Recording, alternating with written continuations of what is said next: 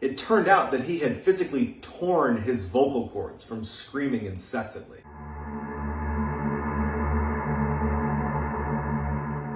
In the height of World War II, Russian scientists wanted to find a way to keep their soldiers awake longer. And so they devised this experiment, this human experiment, to test the effects of extreme sleep deprivation.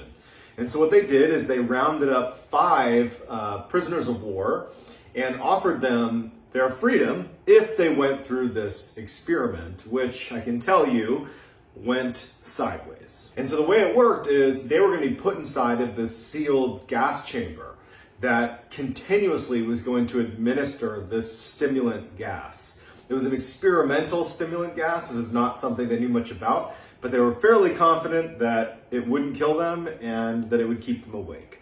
And so they put them inside the chamber and they started administering the gas. This was not at a time where they had closed circuit cameras. Those weren't around at the time. All they had was, they could put microphones in there, and they had these 5-inch thick little porthole windows. They had one porthole window where the researchers could look into the chamber itself. So the experiment begins, and really for the first 3-4 days, everything was pretty normal. At about the day 4 mark, the researchers started to notice a change in what they were discussing, the subjects.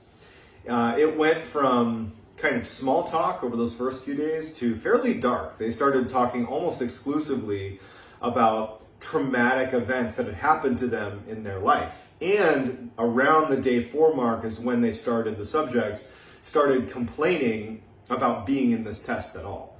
The first few days was filled with some optimism that this was their ticket out of the terrible situation they were in.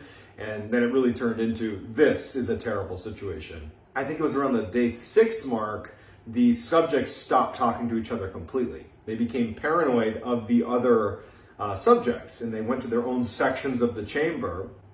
And in the chamber, they had places to sit. There was food, there was water, there was a bathroom.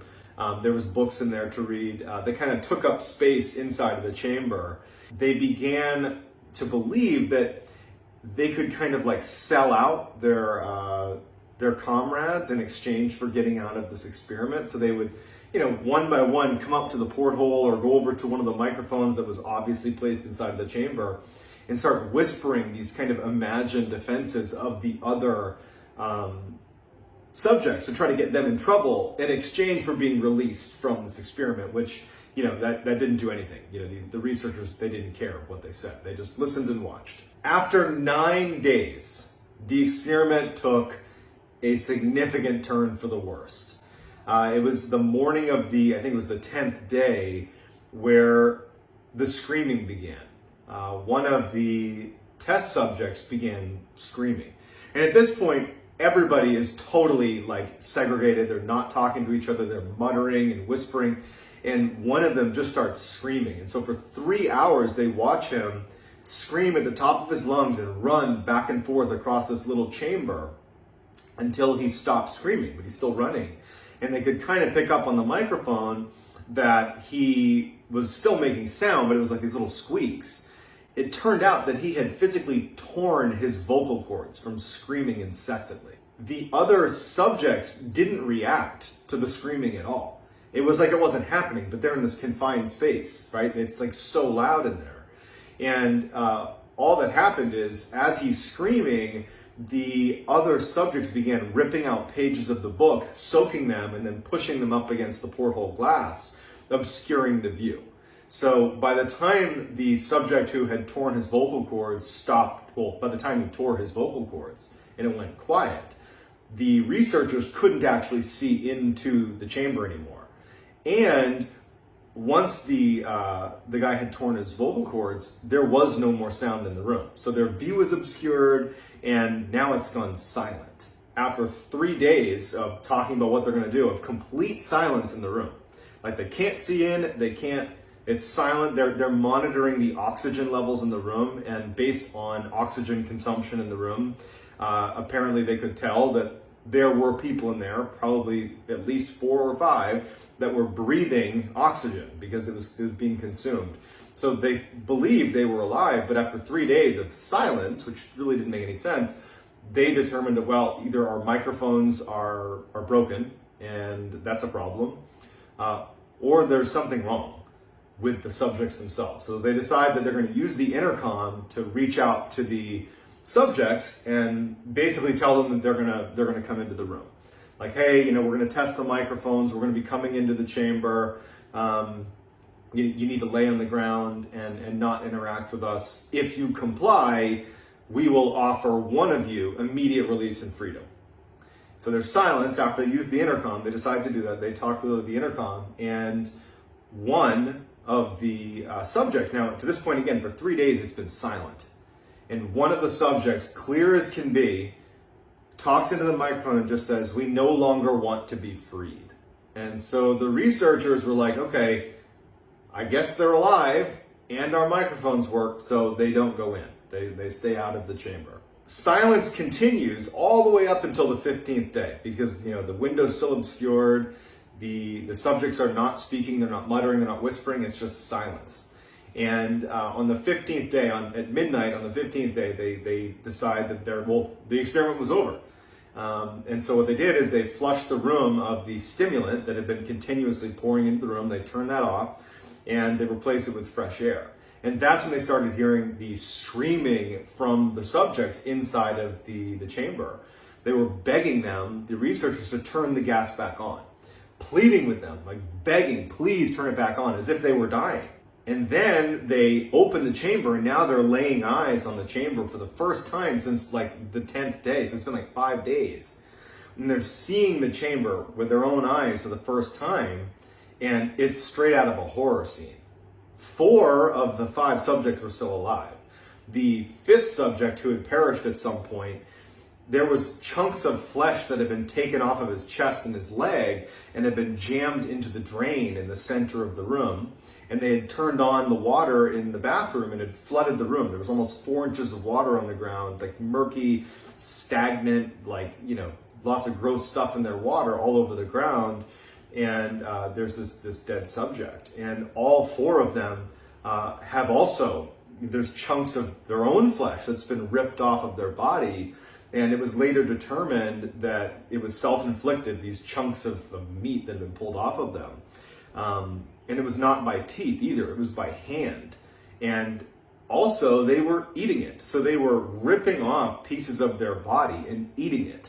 The food storage that was down there hadn't been touched in days. It was like they had all completely lost their mind and began eating themselves. These subjects did not want to leave the chamber. They just continued to beg for the gas to be turned back on. And so finally they brought in some soldiers to actually extract the living subjects out of the chamber, but they fought so aggressively to stay there. And in fact, one of the subjects jumped up and bit the neck of one of the soldiers, and he actually bled to death. Also, one of the subjects in the struggle, his spleen ruptured and he bled to death. So now you have 2 casualties just getting them out of the room. They finally get the 3 remaining subjects, living subjects, out of the room, and they heavily restrain them. They bring them to a medical facility because they need to go under surgery because they've had chunks of their own flesh ripped off. They're totally emaciated.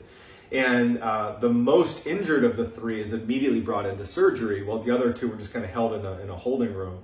And they try to give him a sedative in order to prepare him for surgery. This is not the anesthetic, this is just the sedative. And it's like he's immune to it. They give him the sedative, it does nothing. And he's just like resisting them, and he keeps begging to go back under the gas. And then finally they say, okay, well, we're just going to give him the anesthetic now. And when they bring it out and they tell him, we're going to give you an anesthetic and we're going to give you the surgery, he starts viciously fighting back. He does not want the anesthetic. He's pleading for them not to give him the anesthetic, that he must remain awake. He needs to remain awake, put me back under the gas. And in his struggle to not have the anesthetic given to him, he manages to tear one of the leather straps that was holding him down. So like an extreme amount of force. And then finally, when they give him the anesthetic, they had to give him like 10 times the dosage or whatever just to get him to calm down. As soon as he fell asleep, he died. So after he passes away, they move on to the next worse off subject, the guy who had torn his vocal cords and couldn't speak. They bring him in for surgery, And he can't speak, but he's shaking his head because he doesn't want the anesthetic, he doesn't want to go under surgery, and he's fighting with them, and he actually just passes out from exhaustion. And he too, once he falls asleep, or I guess falls unconscious, he dies as well. So now there's only one subject left. The other two that had lived to be pulled out of the chamber have now died as soon as they fell asleep, and the scientists don't have any idea why. Instead of bringing the last survivor into surgery, because now they've witnessed 2 surgeries end in death, they decide, let's put this guy back in the chamber and turn the gas back on, because apparently that's the one thing that's keeping these guys alive. And so in preparation for being put back into the chamber, they hooked him up with an EEG that basically measures your brain waves, which I guess they hadn't done to this point in the experiment. And so they put him in there, and the scientists are watching the readout of the EEG, and they notice that like his lines would just, inexplicably flatline and then go back to up and down and then flatline again. And one of them had the wherewithal to look at the subject as it's flatlining, and they could see that every time he closed his eyes, it was like he was micro sleeping, like these little blinks. Basically, every time he fell asleep for like a fraction of a second, it was like he was suffering a brain death over and over and over again. And as they're monitoring this, and they know what just happened to the other 2, they died when they fell asleep. They're trying to rush to get the gas turned back on to keep this guy alive, but they didn't do it in time, and he eventually succumbs and falls asleep. And they can see before he ultimately dies that initially when he finally fell asleep, the EEG showed that he had fallen into a deep sleep. And then he flatlined and his heart stopped and he died. All of the subjects died, and no one really knows what killed them. Was it the sleep deprivation? Was it the gas? It could be a mixture of the two, but we'll never know. But either way, all of them died. Now, this is actually just a story, and there's no evidence to suggest that it's even true. But during that time frame in the 40s, during World War II, there were known cases of horrific, unethical human experimentation happening, like in the Japanese, that awful Unit 731. I would not suggest Googling that unless you got a really strong stomach. You had in the concentration camps, the German concentration camps, human experimentation was definitely happening.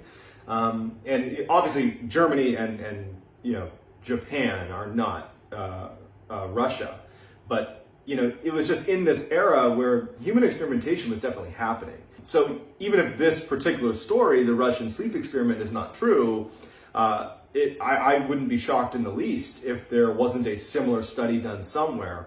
Obviously, the results could vary dramatically, but I do think that it's certainly possible that something like this could have happened. We continue to study sleep and sleep deprivation, and really there's not much known about it. We don't even really know why we sleep, but we do know that you will die if you go without sleep. I think the longest any human went without sleep was like 18 days. And I can actually speak from my own experience. I was a Navy SEAL for 7 years, and we go through something called Hell Week in initial training, where over a period of 5.5 days, you sleep for a total of 4 hours. Not every night 4 hours, but a grand total of 4 hours. And it's split up into 2 little chunks, 2 hours and 2 hours. And then there's like a 15-minute and 15-minute nap thrown in there too. And you really just lose your mind after 72 hours. I remember I was constantly hallucinating that when I was around my classmates, their head would turn into a big Rubik's Cube and start flipping around. And even when I got right next to them, their head would still be flopping around like a Rubik's Cube. And that's only 72 hours in. I can only imagine what would happen at 15 days. So that's gonna do it. I hope you enjoyed my version of the Russian sleep experiment. Go check it out on Creepypasta or just Google Russian sleep experiment. There's loads of stuff on the internet about it. If you're not already, do check me out on TikTok. So my handle on TikTok is the same as my YouTube handle. It's Mr. Ballin. I post videos in there daily. Lots of horror stuff, scary stuff. If you're into that, go check it out. Also, I have an Instagram, John B. Allen 416 is my handle there. More Navy SEAL content on there, but if you're interested in that, go check it out. And that's going to do it. So please subscribe to my YouTube channel. Let me know if you want to hear other stories that you think I do a good job telling. Let me know, and I'll see if I can do it. And that's going to do it. Thanks, guys.